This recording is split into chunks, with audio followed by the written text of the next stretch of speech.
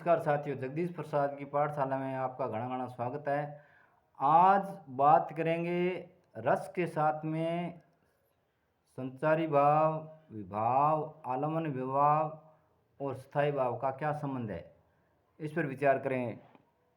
सबसे पहले मैं बता दूं, स्थायी भाव तो उसे कहते हैं जो सहृदय व्यक्ति के अंदर वासना के रूप में स्थायी रूप में निवास करने वाले भावों को स्थायी भाव कहते हैं। यही स्थायी भाव संख्या 11 मानी जाती है। कुछ लोग ज़्यादा मानते हैं, कुछ कैसे हैं, लेकिन मूल रूप से 11 मानी जाती है। इसके बाद में विभाव की बात करते हैं। जो लोक में कारण है वही काव्य और नाटक के अंदर विभाव कहलाते हैं। विभावों की संख्या 2 है, आलम्बन विभाव और उद्दीपन विभाव।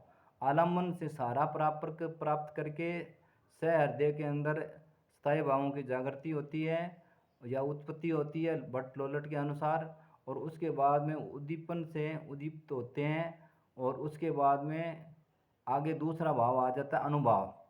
जो लोक में कार्य कहलाता है वही नाटक या काव्य के अंदर अनुभाव कहलाते हैं, और लोक में जो सहकारी कारण कहलाते हैं वही नाटक या काव्य के अंदर संचारी भाव कहलाते हैं। संचारी भावों को व्यभिचारी भाव इसलिए कह देते हैं क्योंकि ये एक रस में स्थायी नहीं रहते, एक रस में स्थिर नहीं रहते हैं। ये अन्य रसों में गति या गमन करते हैं, इसलिए इनको व्यभिचारी भाव कहते हैं, और इनकी संख्या 33 बताई जाती है। अब आगे बात करते हैं, रस क्या है। स्थायी भाव, विभाव, अनुभाव एवं संचारी से पुष्ट होकर अखंड रूप में रस होता है। जब तक ये सभी संयोग रूप में रहते हैं तब तो रस की उत्पत्ति होती है और रस अखंड रूप में रहता है। जब ये खंडित हो जाता है तो रस अपने आप समाप्त हो जाता है। आगे की बात करते हैं अपन।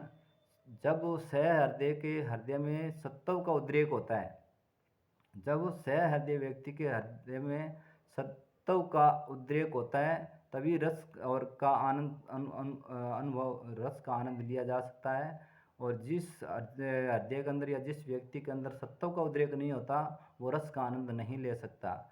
अब रस के विशेषताएं बताते हैं। रस स्वयं प्रकाशमान होता है, रस चिन्मय होता है, रस वेदांतर स्पर्श शून्य होता है, रस आनंदमय होता है, रस लोकोत्तर आनंद होता है, रस ब्रह्म आनंद सहोदर होता है। ये कुछ रस की विशेषताएं बताई गई है आपको। अब आपको बताएं कि इसको रस को चिन्मय इसलिए कहते हैं, ये शुद्ध चेतन नहीं होता, चेतना चेतन प्रधान होता है। और आगे की बात करें तो क्रोचे जो एक विद्वान हुआ है हमारा, उसने काव्यानंद को रहस्यानंद रहस्यवादी सौंदर्य दर्शन कहा है। और उसके बाद में हमारे हुए अरस्तु ने कहा काव्यानंद को इंद्रिय सुख माना। ये इंद्रिय से बाहर की वस्तु न मान के इंद्रिय जन्य या इंद्रिय अनुभूत माना है। आगे हुआ है प्लेटो कहता है कि काव्य आनंद है वे सौंदर्य आनंद से निम्न कोटि का माना है। आगे बात करते हैं प्रथम काव्य शास्त्र जो हमारे नाट्य शास्त्र लिखा था भरतमुनि ने 4वीं शताब्दी के आसपास, उसके जो पहले व्याख्याकार हैं वो है भट्ट लोलट। और भट्ट लोलट क्या है, उसको उत्पत्तिवाद का जनक माना जाता है। ये कहते हैं स्थायी भाव, विभाव, अनुभाव, संचारी मिलकर के रस के रूप में परिणित होते हैं, और जो विभाव होते हैं इनमें रस की स्थायी भावों की इनके द्वारा स्थायी भावों की उत्पत्ति होती है। उत्पत्ति होने के बाद में वो है जो रस है वो नाटक या काव्य के मूल पात्र यानी कि अनुकार्य के अंदर होता है, और गौण रूप से वो नाटक आदि में निवास करता है।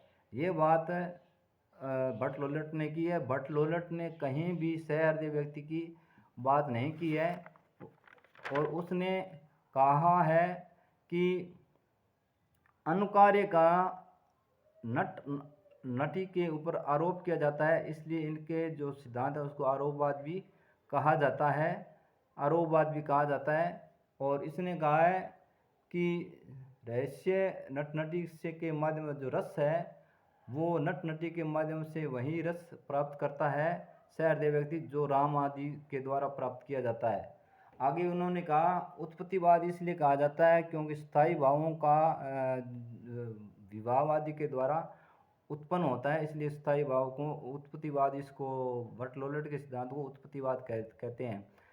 और भट्ट शंकु जो शंकुक है, इसने भट्ट लोलट के सिद्धांत की आलोचना की है और उसकी आलोचना करते हुए खंडन करते हुए खुद का अनुमितिवाद सिद्धांत दिया है। वो कहता है कि उत्पत्ति नहीं होती, उनका अनुमान किया जाता है, और ये अनुमान इस प्रकार से होता है जिस प्रकार से एक चित्रतुंग न्याय के माध्यम से एक चित्र बना है अश्व का, और वो चित्र घोड़े अश्व है, वो चित्र में भागता हुआ नजर आता है, दिखाया जाता है, और उसको हम वास्तव में भागता हुआ हमें नजर अनुमान कर लेते हैं। इसी अनुमान के माध्यम से जो अनुकार्य है उसके माध्यम से नट नटी में अनुमान कर लिया जाता है, और उससे ही सहृदय को आनंद की प्राप्ति होती है, रस की प्राप्ति होती है। इसी के साथ आज की क्लास साथियों इतनी, बाकी क्लास बाद में लेंगे, तब तक के नमस्कार।